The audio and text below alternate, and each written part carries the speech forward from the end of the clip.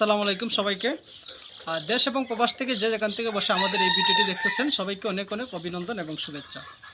দর্শক, অনেক নতুনরা আছে যে বুডিং করতে পারে না। বুডিংয়ের মধ্যে কি কি ওষুধ দিবেন, কোন সময় কোন ওষুধ দিবেন, 1 থেকে 5 দিনের ভিতরে সোনালি বলেন কিংবা মিশরীয় ফার্মি বলেন, কোন সময় কোন ওষুধ দিতে হয় এবং কি ভ্যাকসিন করতে হয় সে বিষয়ে আজকে আপনাদেরকে জানাবো।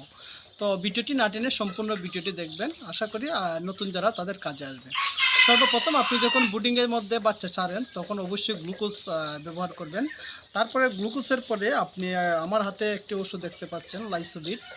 এই ওষুধটি ব্যবহার করবেন। এটা হচ্ছে আপনার রোগ প্রতিরোধ ক্ষমতা বৃদ্ধি করে। হাঁস কিংবা মুরগি বাচ্চার রোগ প্রতিরোধ ক্ষমতা বৃদ্ধি করে। তারপরে আরও 2টি ওষুধ ব্যবহার করবেন।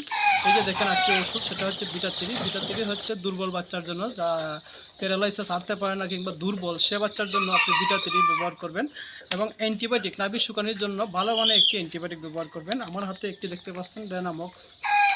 এটি খুবই ভালো মানের একটি অ্যান্টিবায়োটিক, পারলে এটি ব্যবহার করতে পারেন কিংবা আরও অনেক অ্যান্টিবায়োটিক আছে, সেগুলো ইউজ করতে পারেন। এই 3টি ঔষধ আপনি 1 থেকে যখন বুডিংয়ের মধ্যে বাচ্চা ছাড়েন তখন 1 থেকে 3 দিনের ভিতরে 3 দিন পর্যন্ত খাওয়াবেন সেই ওষুধগুলো। 3 দিন পরে আপনি 60 দিন কিংবা 5 দিনের খালেও আপনি অবশ্যই BCRDB ভ্যাকসিন করে নেবেন। মুরগির বাচ্চার 100 কে 1 ফুটা করে BCRDB ভ্যাকসিন করতে হয়। BCRDB ভ্যাকসিন হচ্ছে সেটি চাইলে বেসরকারি দিতে পারেন কিংবা অনেকে যদি 50টা বা 30টা 100টা মুরগি পালন করেন, সেক্ষেত্রে আপনি অবশ্যই সরকারি অফিস থেকে ভ্যাকসিন আনার চেষ্টা করবেন। কেননা সরকারি অফিস থেকে যদি ভ্যাকসিন আনেন তাহলে আপনার খরচ খুবই কম আসবে। মাত্র 30 টাকায় যে একটি BCRDB ভ্যাকসিন দেখতে পাচ্ছেন, মাত্র 30 টাকায় সরকারি হাসপাতালে সেটি পাওয়া যায়।